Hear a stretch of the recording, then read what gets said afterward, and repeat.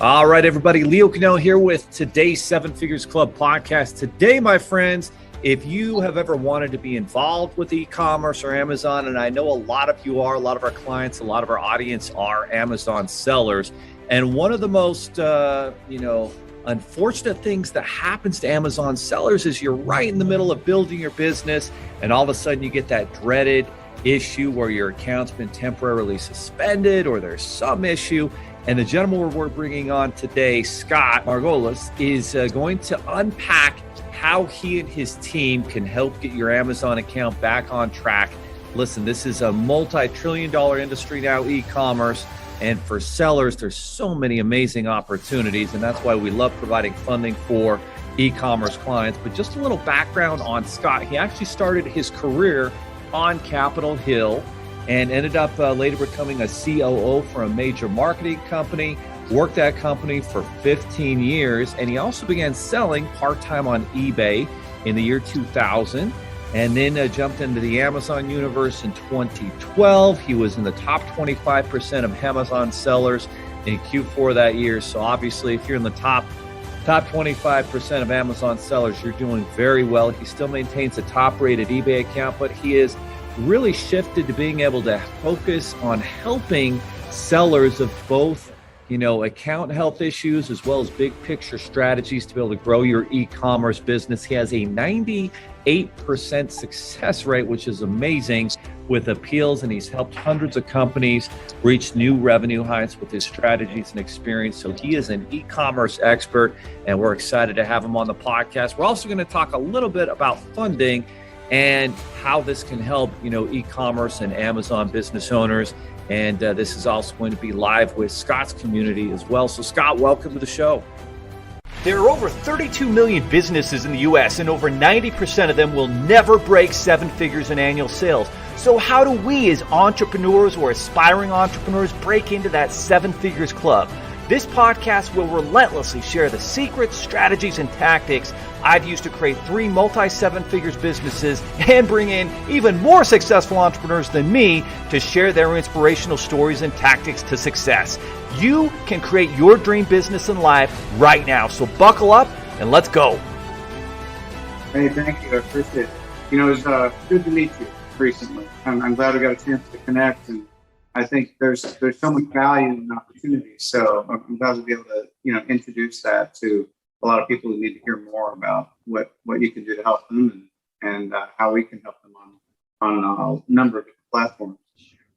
Absolutely. Well said, Scott. Yeah, we were fortunate. We just both came back from the Proven Conference for e-commerce entrepreneurs that was in Tampa Bay, Florida recently in July. And it was an amazing conference with amazing people with great values and principles who are building, their empires on Amazon and doing it one product at a time. So, and as luck would have it, Scott and I were right next to each other, our two booths there, as we were helping those e-commerce entrepreneurs with funding, and Scott, they're helping them to get their accounts growing and get them back in the game when an issue occurs. The first question I have, Scott, is how did you go from, kind of a political career at Capitol Hill and then kind of get into marketing and operating, the operations of a marketing company?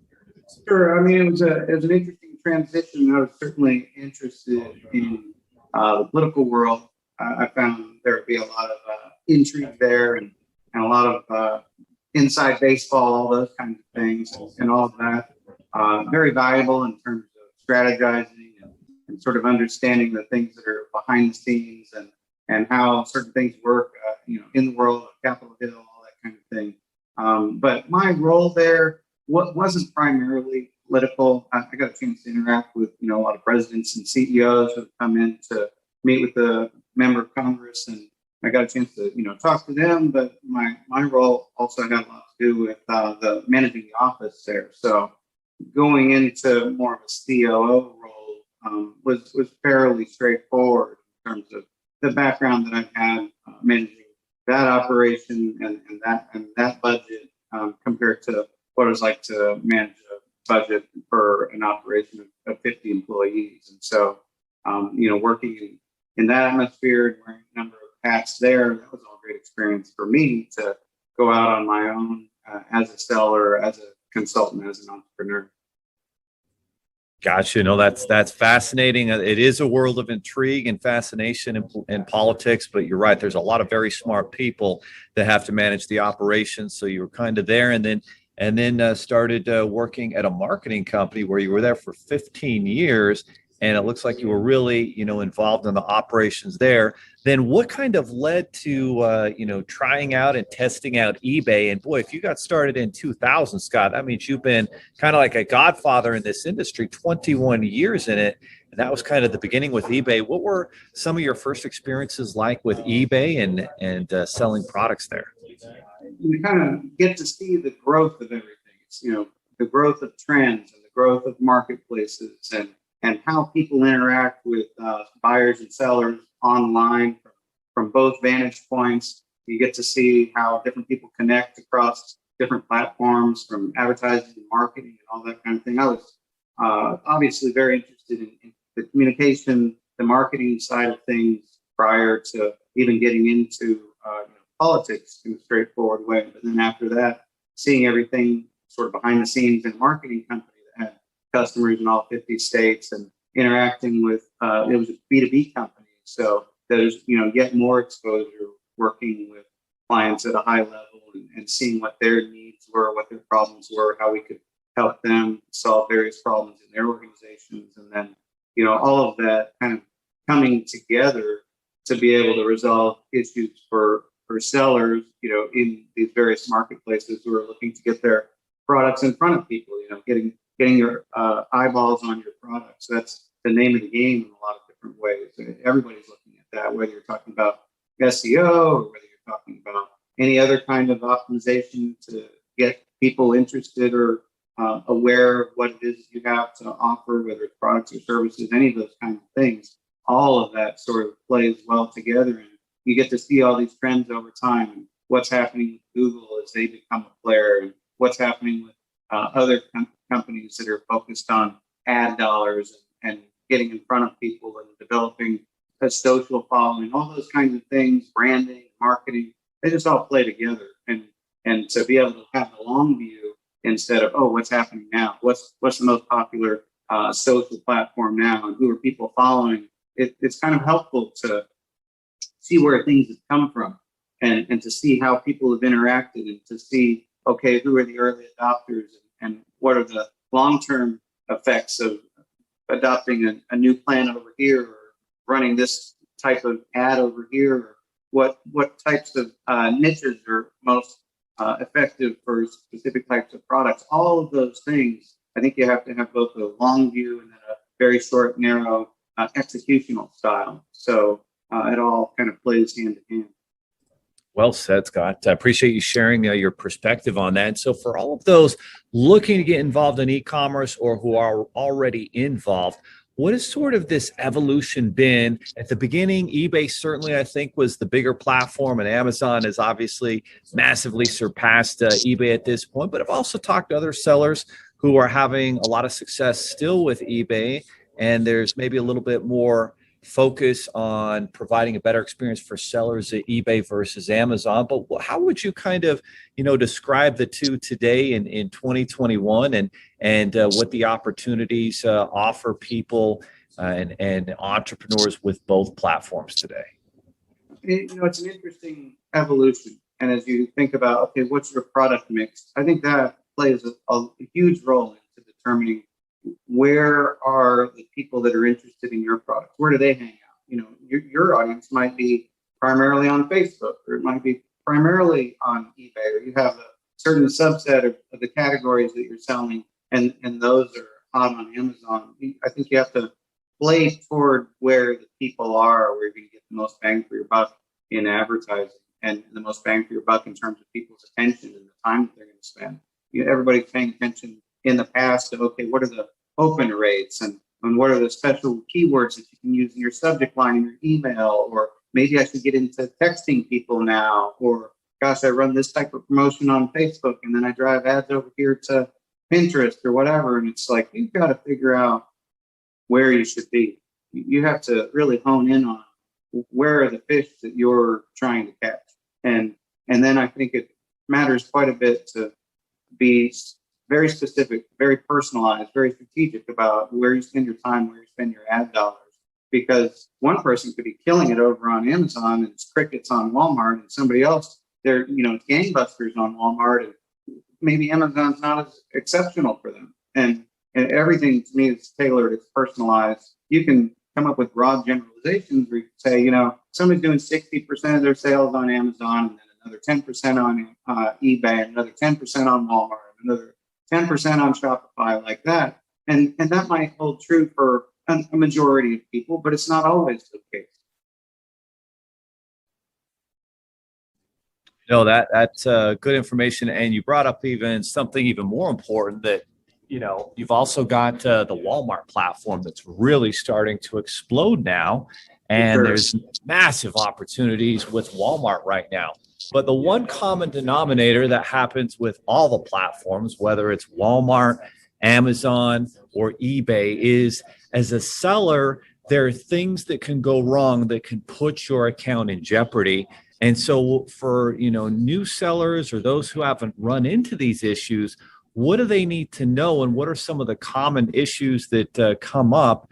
And then how can they, how can they put an advocate like Ecomsellertools to work to kind of, hopefully fix those problems? And as I'd almost call you like an ecom seller doctor, where you're fixing 98% of those problems. So what are those problems coming up, and how can they work with Ecomsellertools to kind of find those solutions and then hopefully avoid them in the future? Sure. That's a great way to jump into, well, how do we help people the most, and who can we help the best? And, if you're asking yourself those types of questions, we've had clients who are just getting started on either eBay or Amazon. We've had clients in the top 500 of Amazon sellers and the top 500 of eBay sellers as well. And some of those sellers or brands or manufacturers, what have you, that they've been killing it on Amazon, and eBay might be crickets, or might be vice versa. And it really matters what your goals are and what kinds of problems you're having. I look at what we're offering. We're specialists in Amazon and specialists in eBay, and then I would say generalists on these other platforms. We can help almost anyone who is trying to increase their sales online. And we can certainly help when somebody's having problems, which is how we come across, most of the clients who show up. They're almost always word of mouth or referral. Someone is having trouble on one of these platforms. Either that, they're trying to grow or expand. They are looking for advice or expertise. How can they get more engagement? How can they increase their sales? What can you do to optimize your listings? And it's really difficult, especially if you're a solopreneur or have a relatively small team. But I'm working with directors of marketing, directors of e-commerce, and founders that they're not necessarily specialists in a specific area. They come into a problem over here with Amazon, where they're hearing that there's an issue with one of their SKUs or ASINs. They receive some sort of notification from seller performance, and they don't know what to do with it. They don't know how to respond next. And so they need help with that. And it makes so much more sense to not beat your head against the wall, or even trip up and potentially permanently lose your account, or permanently lose the ability to sell a specific product that may be important to you. And if you come across an issue like that and you need help, then I strongly encourage you to reach out to an expert who would be able to provide the advice that you need to get out of that trouble as quickly as possible, to have a clear way forward. It's kind of like hiring a Sherpa if you want to climb Mount Everest. You don't just go out there on your own. That's where you come across in the spring. There are a lot of bodies out there, people that more maybe capable of climbing the mountain either on their own or even with a team. But if they didn't have a guide, they were much less likely to be successful. Or, if you have a medical condition, you can't fix it on your own. You don't go read in the, Merck manual or the, physician's desk reference. You go to a doctor who's a specialist in the area where you need help, instead of, oh gosh, maybe I should do the surgery on my own. It just doesn't make sense. And especially if you're operating at high level, or there's high risk or anything along those lines, you don't want to lose the time. You don't want to lose the traction. You don't want to lose the capability when you could be honed in and focused on the areas where you have expertise, make the most bang for your buck, the most, dollars for your time. You don't want to mess around with something over here where you're not an expert. We can easily outsource that. That holds true for so many different parts of your organization, not just, where you're having trouble over here, you're dealing with seller performance. I mean, you want somebody who's maybe a specialist in listing optimization. You want a specialist in something like your ad management. That doesn't mean you have to always outsource. You can always get somebody hired in-house. You can get somebody trained. We offer help with those kinds of things also. But you just don't want to spin your wheels. I mean, right now is the time to make big bucks. If Amazon's at 60% representing the dollars that are spent or available in e-commerce today, and only 17% of all dollars spent in retail are online, you just look at the potential there. It's still gangbusters. When I was telling, you were talking about, okay, I was in the top 25% of sellers for Q4 in 2012, and in the top 10% in 2014. Honestly, those were different times. It was easy then. And to be that big wasn't as big of a deal as it would be now. But, we've seen these things. We've seen what it takes to get there even today, and how to help people ramp up or get to the next level, or grow from, 1 million to 3 million, or from 5 million to 10 million, all those kinds of things, whether you're a private label or whether you're a manufacturer coming to the platform for the first time. Everybody needs help because you can only see as much as you can see. You haven't been there before. And we've helped, sellers in every country almost, it seems like, or at least every continent, and, all across the world, all across all these different time zones of every different size. If there's a problem, there's a pretty good chance we've seen it. We've solved that or found a solution or been able to refer somebody to somebody that can help. We're in the solutions business. We fix these problems. We can see things that you can't see because you're too close to the problem. I call it like entrepreneurs myopia. And that's the biggest problem I see with most of the business owners I run into, is they are too close to the problem. And we've got the ability to step back and be somewhat, objective. We can come to an issue dispassionately, see the solution, and help you implement it. I think that's just such a powerful point that you're making there, Scott, that it's like a doctor, it's having an advocate, and it's understanding that everything in business to a certain extent comes down to risks and rewards. And so you can risk your 7-8 figure, e-commerce business on Amazon by thinking you can just easily figure out the problem, then get your account shut down and lose out just so massively. Or you can, make an investment in an advocate, in someone who's experienced like yourself and your team to fix those problems, and maybe even bring someone in internally and have them be trained by you and your team so that you can avoid those issues. And it's just not worth taking the risk of trying to hope you figure it out when you can have a professional who's 98% effective. I mean, those are pretty good odds when you're dealing with someone who's 98% effective. And if you don't have the chops, experience, the know-how, that's a big risk to try and take that on your own. And it's something that we talk to entrepreneurs about all the time with funding. Like, you kind of have one opportunity to get a bunch of money at the beginning to launch and grow an e-commerce business.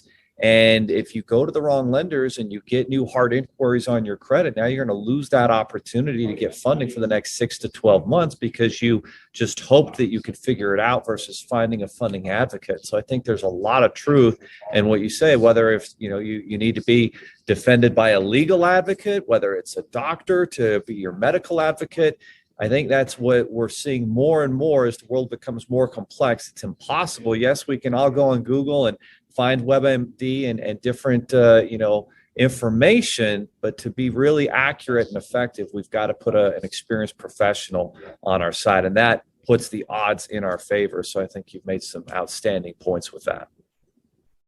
Now, to be clear, when you're talking about the 98% success rate, we're talking about like suspensions and appeals, specifically on Amazon, but we can help people with eBay as well. And I talked a lot about how you can sort of do that in a self-service way.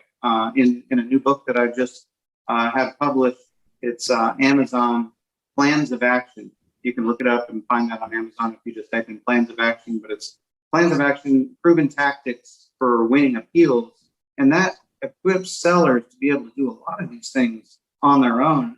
I strongly believe that's a skill set that a lot of sellers need to have. You're constantly coming into issues related to account health, seller performance issues, trying to stay on top of and stay up with and compliant with the terms of service on Amazon. Something everybody should have read if you're a seller on the platform. You should be familiar with by now. And I want to make sure people know what to do and how to do it in terms of how to stay out of trouble, how to get out of trouble if they're in it. So that's one of the reasons I wanted to be able to introduce that to people so that they could be more confident to be able to handle issues like that on their own. So if I'm an Amazon seller and I run into some of these suspensions, appeals, and issues with my account, like what's the next step? How should I get in touch with you? What should I do or not do until you can help? I mean, what should I do? Because this happens all the time. All the time. And it's really kind of sad and scary in some ways because of the fact that people don't know what to do, or they panic, or can get super emotional. And some of those times are some of the worst experiences because you can often make a problem worse, right? It's almost like you get out in the water and you're drowning. If you weren't focused on lack of ability to get air, if you were focused on swimming and being calm and not panicking, you'd have a much better chance of surviving. And so when it comes to you run into a problem, you don't know what to do, your best opportunity is to be able to sort of step back a little bit, kind of breathe, get a little bit of perspective, have a better understanding of what's going on. Maybe even Google the problem before you start to respond or react, and that helps immensely. If you want to know, you've received this type of complaint, and they're asking for this type of response, and you've got to have it figured out. This is the right way to respond. I'll share with you the biggest mistake that people make is they will respond back to Amazon and ask in their response, what did I do wrong? Or can you tell me how to fix this? And that gets counted against you. You're asking for a hand out, gets smacked down. And so you don't want to be in that position because what you really want to do is give them what they're asking for. And if you don't know how to do that, you don't know how to do it until you've studied what to do and how to respond. So you want to avoid a sort of uneducated response. That is fascinating, Scott. I can't believe that because I know so many people that you run into an issue and you're like, hey, what did I do wrong? And that just makes them more upset. Like it's your job as a seller to know what the terms and conditions are and to be able to, essentially fix that problem. That is a huge tip. I had no idea that that's how you should respond. I mean, it's a big problem of people who have done things, people who have accomplished things, people who have expertise in a certain area. They have a sense of, I know what I'm doing. I can do things. I'm accomplished. I can make decisions. I can respond a certain way. I can make things happen. But Amazon's different. The rules are different. The way you interact with Amazon is different. Their standards are different. What they require of you as a seller is next level. It's like the highest, strictest level of any type of marketplace or selling that you can do. And your experience is helpful no matter how much success you've had as a business owner, as an entrepreneur, as somebody who's started other businesses and sold them and gotten into this space. That still doesn't mean you know what you're doing on Amazon. And so unless you've spent time really studying what to do and how to do it, unless you've spent time really learning, even just taking a course, even if it's a $5,000 course, even if you've received coaching, it still might not be enough to prepare you for the ugly side of the platform, of the problems that can arise, of what you can run into when you're not expecting and how to deal with those types of things. And it's just a completely different world. And so it's good to at least even be aware of that fact. And if you run into something you haven't seen before, if you have a question, if you have problems that you're trying to figure out how to get out of, it's a really good idea to study what that problem is. Somebody somewhere will have talked about that on the internet, that you won't be likely to be the first person to have ever experienced X type of problem. And so it's worth, at very minimum, minimum Googling it first. Don't just, they say, hey, please give us a plan of action. It's not the same as a plan of action for other platforms or in other disciplines. I don't care if you're, Six Sigma black belt or, green belt or whatever. You have specific training in best practices, and you're 901C certified, whatever. It's just, it's not the same. You really need to have specific training, specific areas to be able to handle those types of things. And if you haven't been exposed to it, then it's time to do so. I do have a course that's going to be available pretty soon. It's almost launched on account health training. It's the kind of thing that'd be perfect for director of marketing to pay for that course, to be able to have people in the organization hired or trained to be able to monitor the account health for a large organization. Or, if you as an individual, you're the solopreneur, you're wearing all the hats, you're responsible to making sure that your Amazon account remains healthy. That's a course you'd want to sign up for in order to be able to gain that knowledge and expertise to be able to manage the majority of things on your account. I'll be talking about that more. There'll be a landing page for that on my website where you can find out more about that, the other services, and the book that's available, all that kind of thing. Ecomsellertools.com, ECOM, seller, tools with an S.com. And that's how you could get a hold of me as well. As far as my schedule's on there, you can get a hold of us and get a time on the calendar to be able to just talk through something and see if we're the right fit to be able to resolve some issue for you or point you in the right direction. Outstanding, guys. So if you're listening again, that's Ecomsellertools, ECOM, and then sellertools.com. The first thing you notice when you land on Scott's website here is you've got 3 different categories. You've got reinstatements, suspensions, account health, and you can kind of book a consultation and really get an idea of what your options are and what the next steps are to go ahead and get your account reinstated, to work through suspensions. And most importantly, if you haven't had those issues, start working on your account health. There's going to be a course coming out. He's got a book. But most importantly, his time is worth a lot of money. He's literally saved so many e-commerce business owners probably tens of millions of dollars because they might not have gotten their account reinstated. They might not have got that suspension taken care of. So once again, that's Ecomsellertools.com to go ahead and take some action. And that's the most important thing, I think, what you're advocating, Scott. How important is it for someone to just get ahead of this? And maybe you haven't or you had or whatever it is, but you've got to stay on top of your education. It sounds like that's something you can help them out with. Yeah, it's huge. You want to be aware in advance of the types of things that are required of you as it relates to account health. It's kind of like, well, if somebody's having a major health issue at your table at dinner, it's too late to get your EMT training. It's too late to go to the Red Cross. Somebody needs to take action right then and there. You need to know what to do. It's a little bit more straightforward if they're choking and you're going to use the Heimlich. But what if it's something else? You've got to have an understanding of, okay, are they having a heart attack? Or are they having difficulty breathing? Did they just have a stroke? You can be prepared for all of those types of things in advance by just having this type of awareness, especially if your game plan is you're working on your business at a minimum of, let's say, an hour a day. It's really easy as an entrepreneur, as a solopreneur, to get stuck working in your business every day. There's just so many different things to do, so many different hats to wear. But a huge game changer is working on your business an hour a day. During that time, I think it makes all kinds of sense to be learning, to be preparing, to be going through training yourself, making sure that you've read through the terms of service, making sure that you're familiar with how to, manage and pay attention to and respond to things that are showing up in your account health dashboard. So learning new tricks or services that are available or new software that could be beneficial. All those different things that are more tactical and strategic besides just, doing these things that need done, putting tape on boxes. Oh, I lost you.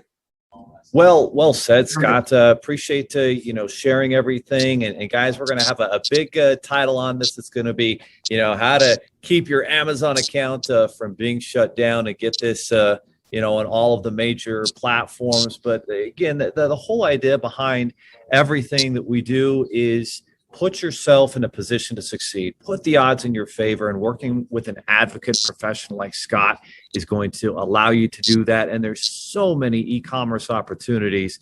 You don't want to let those slip through your fingers by not, making that investment with Scott. So make sure you guys go to ecomsellertools.com.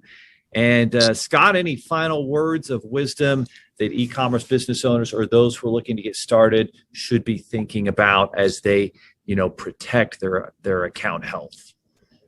I don't want people to be afraid to jump in. Sometimes, at some point, you have a certain level of training, and it's important to jump in. You just want to make sure that you're doing it the right way, so you don't end up getting smacked upside the head because you didn't know what you were doing.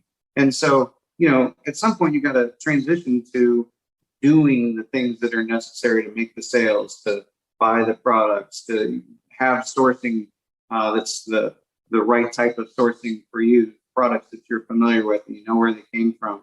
If you think about Amazon standards, you want to have receipts or invoices for everything you buy. I no longer view it as viable to be looking at, closeouts and liquidation and shelf pulls and all those kinds of things. I know there are plenty of people who do that and they're successful at it. It's not necessarily the best fit for somebody who's brand new and doesn't know the platform, doesn't understand Amazon standards. There are things that you can avoid as a new seller. There are things that you can avoid if you're on other platforms, you're multi-channel or omni-channel, and you want to get on to Amazon. I work with a number of different brands or manufacturers. They're doing really well on their own. Maybe they have distribution. Maybe they're Amazon 1P and they're trying to get into 3P or transition that way. Maybe they're on Walmart 1P, but they want to get into Amazon 3P. There are all kinds of different ways where somebody shows up and they're new to the platform. It's just, keep in mind, it's not the same. That you can't just hire somebody who give them a title of director of e-commerce and expect that they are automatically going to know what to do when it comes to Amazon. But one of the other things that we're talking about, best practices or tips or things that people need to know, I think it's important for people to know more about what funding is available, what it is that you're offering. I know that there have been plenty of conversations I've had with clients where they're thinking, hey, I need to be able to get access to funds to be able to accomplish these things. And I know that you have very specific focus and subset, and I'd like to be able to have people understand what kind of funding is available, how much, who is it available to, how do they qualify, how long does it take, all those sort of standard basic questions that somebody might have. They could come to your platform, engage with you, go to your site, how long does it take to fill out the form, and what should they be thinking that funding should be used for? How can it help them the most? Those are great questions, Scott, and we deal with those all the times with our e-commerce clients. And so some of the first things that you talk about is in what stage is your e-commerce business, right? And so if you're kind of newer and you're growing and your sales are under $10,000 a month, then there's not going to be a lot of established business funding, but we've created a marketplace of options where you can secure 5-year loans that with amounts as high as $100,000, affordable monthly payment. The way you qualify for those is typically our funding sources are looking for about a 650 FICO credit score or better and some verifiable income. So maybe this is your side hustle. You still have your W-2 job or a spouse or partner. And so we can get you loans based off of those criteria. Also, you can qualify for, our credit stacking program where you can get business and personal accounts at a 0% interest rate for as long as 20 months. And that's just based all on your credit. And you can get as much as $100,000 through our credit stacking program. So you kind of have in the startup small business phase as an e-commerce entrepreneur, you've got those unsecured loans, those 0% credit lines that you're qualifying based off of credit and maybe some personal income. And then as you start to grow your e-commerce business, you start to build up some sales numbers. Maybe you've been in business for up to a year and you're doing at least $15,000 to $20,000 a month in sales deposits going through your business bank account or your Amazon account or Shopify or eBay or PayPal, whatever it is. once you get to that point, then that opens up the doors to where you can get some business loans. And those business loans, you can go down as far typically as a 600 credit score. And those loans are typically going to be equal to the amount of your monthly business bank deposits. So if you're averaging $50,000 a month over the past 3 to 6 months, then you'll probably be able to qualify for a $50,000 loan. And with a term anywhere from 6 months to 18 months, and payments coming out on a weekly basis. And you can kind of go back to that well often as you build relationships with these lenders. And then as you really get more established, and maybe you have business tax returns and you start to show some profitability after you've been in business a couple of years, then you can look at really, larger business lines of credit. And that's what we were looking at with a lot of the e-commerce attendees that we saw at this conference that you and I were at last week, where some of them are doing $100,000, $500,000, $1 million a month in sales, and they can qualify for a business line of credit typically that's going to be about the size of their monthly deposits. And so as an e-commerce entrepreneur now, a lot of the ways you grow is by being able to buy and purchase more inventory and move product.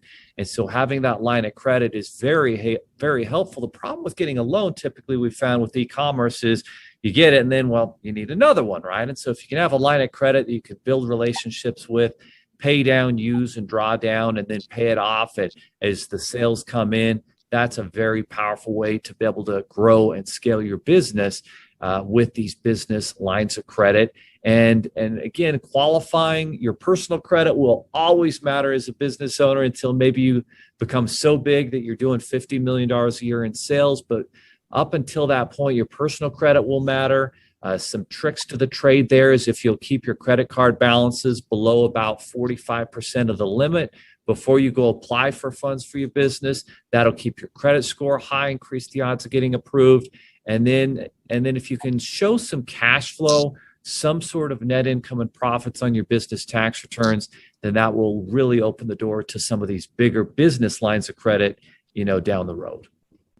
So I've heard sometimes that it can be beneficial to be max of 30% of utility of the available credit or debt.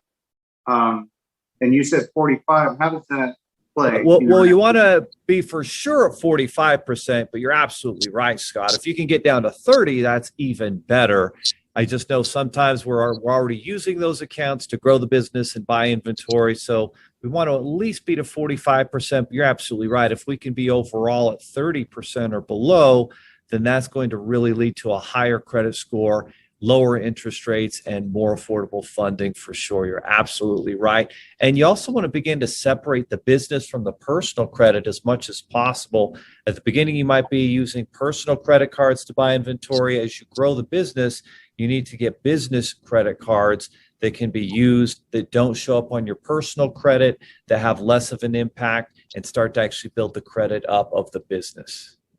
So if you already have a credit card that is quote unquote a business card, but it's in your name, your name is on there, is that really considered a business card or is that considered a personal card? So if it's in the name of the business and it's reporting to business credit, it is a business card, but you're right, it's always going to be based off of your personal credit until you get that business large enough. The other factor that they'll look at is your business credit score with Dun & Bradstreet. It's called a Paydex score.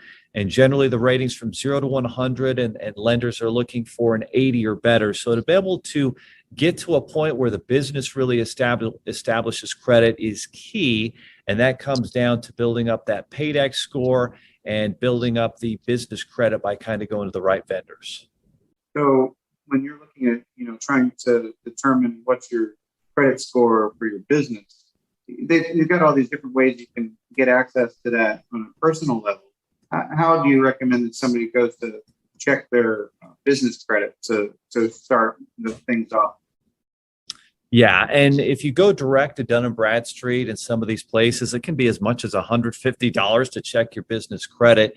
And we've partnered up with nav.com, that's just nav.com. And nav.com has got relationships with Dun & Bradstreet, Business Experian, and FICO SBSS, which is what's used to actually get an SBA loan these days. And that's a great way for about $25. You can check in on your business credit, see how the scores are, which accounts are reporting, and then monitor that. And I think it's just $25 a month to be able to monitor the business credit bureaus of all three of the major credit bureaus for your business. Yeah, if you can just confirm. Do you also offer suggestions for how someone can build their D&B rating? We've actually taken it a step further, Scott. We actually built out a corporate credit education course that gives you the actual vendor list and how to build your profile, because it doesn't happen automatically like personal credit. Personal credit, you can go down the street to get a car loan, and that car loan will show up right away on your credit. But with business, you've got to go to the right vendors who will report, and you have to actually kind of build that profile yourself for that business credit to get established. But it pays big dividends when you can do that. And that's why we built that education course. And a lot of the time, just for going through our funding programs, we'll actually give you that course for free so that you can have the tools you need to build that business credit score. So is that always a sort of do-it-yourself type of thing? Take the knowledge from the course and apply it, or do you offer any sort of done-for-you options there? We have both options. So we have the do-it-yourself, go through the course, and we have a corporate credit coaching team who have helped over 1,000 entrepreneurs build that 80 Paydex score with Dun & Bradstreet and the 80 IntelliScore with Business Experian, so that your business has the credit to kind of stand on its own.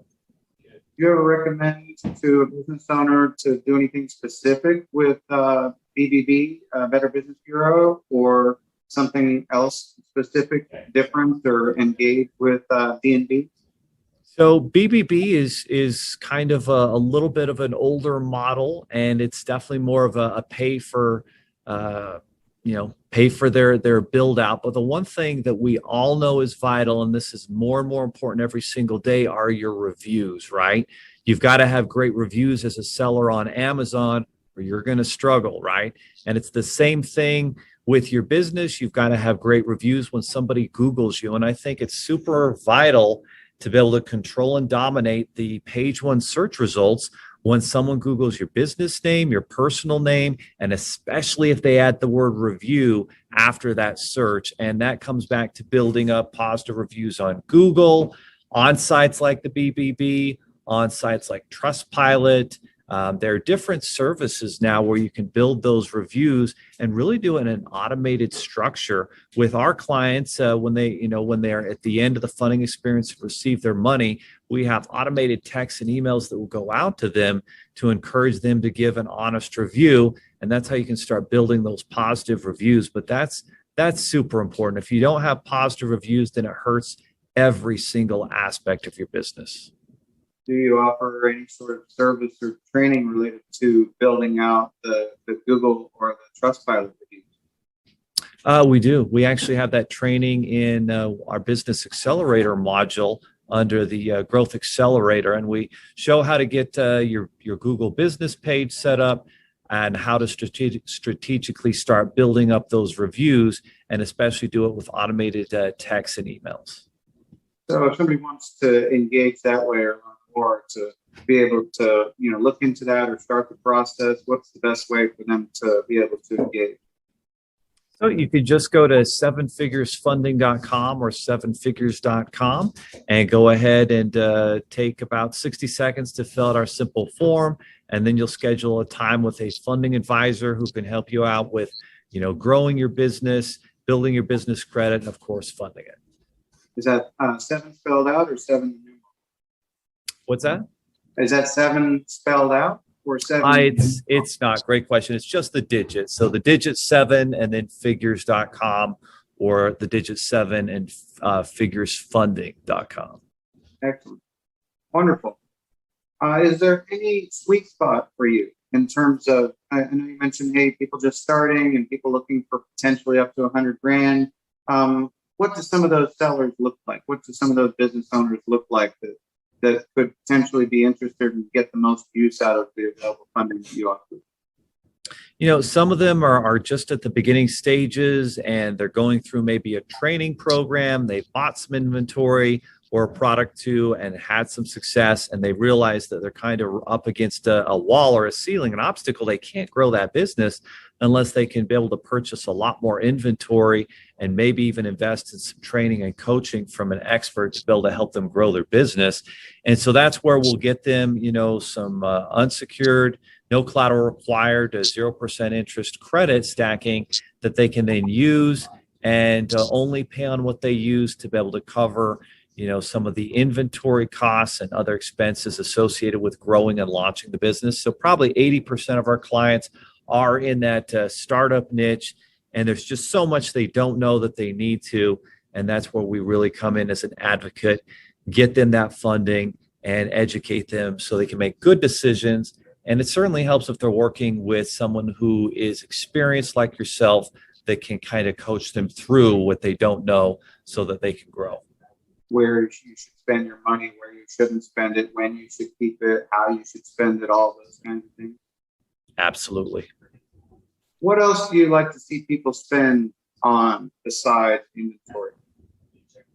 I would say software. Software is so vital and important. It plays a vital role in our business. And I know so many, Amazon sellers that take advantage of it. And one of the things that's so important is it allows you to get so much more done effectively, efficiently, and create key performance indicators in your business so that you are managing and seeing where are you actually getting results, which products are most profitable, where can you get discounts in those products, how can you increase the sales of those products, all the different things that you have to do. And so I think those are vital pieces that a lot of people need to pay attention to.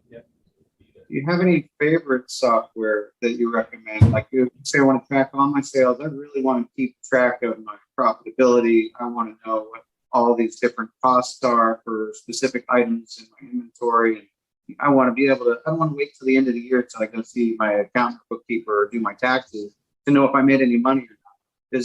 If other than, let's say, QuickBooks or something along those lines, is there something you recommend that's like, hey, here's my dashboard and I can see everything? That group was at the conference last week. Seemed like they had a really good service. What was the name of that group? Boy, we'll have to post that. Yeah. Well, I know that I know Integraship. I know Integraship does provides a lot of software assistance with that. But yeah, I don't know the specific names off the top of my mind. But yeah, we'll definitely have to post those. But even something as simple as QuickBooks, like, it's amazing to me, Scott, how many business owners in this industry in e-commerce, they don't actually know if they're making money, except at the end of the month they're like, oh, is there money left in the bank account? Oh, I guess I made money, right? And there's no excuse for that, right? With QuickBooks, if you at least check it once a week, you can automate a lot of the things and check in on your profitability, because when you're buying and selling inventory and your bank account goes up and down with sales, you don't actually know where you're at. And I think so many business owners are not tracking properly just in QuickBooks to make sure that they're making overall money in the business. And then you're absolutely right. Breaking it down product by product is vital and important to know if you should invest more in a product or if it's time to maybe drop that one and move on to the next one. I was talking to a client last week who has been in the game for several years, but in the last year, he's been, buying and selling, importing, exporting, creating listings, had a high ASP, average sales price for his product, it was approximately $55, and costs were far below that. And he's like, I'm ready to get out. I'm excited about all the things that are happening right now in terms of all the consolidation and aggregators, people buying and selling Amazon businesses and all that kind of stuff. He's like, I'm ready to take the funds and time and effort that I put into all of this and get into something else. I want to go to the next product and make good money with that. So I said, let me help you with that. We'll put together the sales reports. He didn't have any P&Ls, but he needed to put that together for his accountant so that they could take all of his expenditures and his advertising and all that to be able to get a valuation for his business. He came back to me and he said, all that activity, all that time, all that effort, $600,000 in sales, looked amazing. He was break even. No kidding. Huge. Unbelievable. I mean, a year of your time to break even. Guarantee he learned a lot. Guarantee we could have helped him be a lot better off than break even. But it's important for you to know what you're doing. It's important for you to know your numbers. You don't want to wait until the end of the year to determine, did I make money or not? You need to know all along the way. And there's certainly software that can help you with that. No question. No question.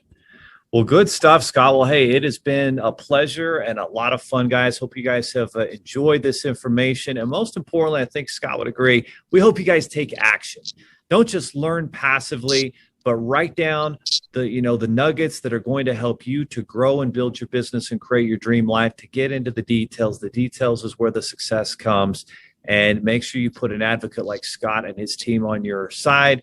And for all of you looking to grow your business, obviously funding is going to be a big part of it. And if you try to spend all your time and hope you go to the right lenders, no worries. We guarantee the very best funding that you qualify for and that exists on the marketplace. And we keep our fingers on the pulse. So we're always adding and testing new sources to see who's going to be the best source for you. That's fantastic. Really appreciate it. Okay. Have an awesome day, guys. Thanks so much, Scott. We'll see you guys next time on the Seven Figures Club podcast. Thank you so much. Are you looking for more seven-figure secrets, content, or even how you can launch your own recession-proof business? Then check out sevenfigures.com. That's the digit 7, FIGURES.com, where we share more videos, stories, strategies, funding solutions, entrepreneurial education, and even the secret business type that's recession-proof. Thank you for listening, and if you're finding value in our podcast, please give us a 5-star and invite others to join the club.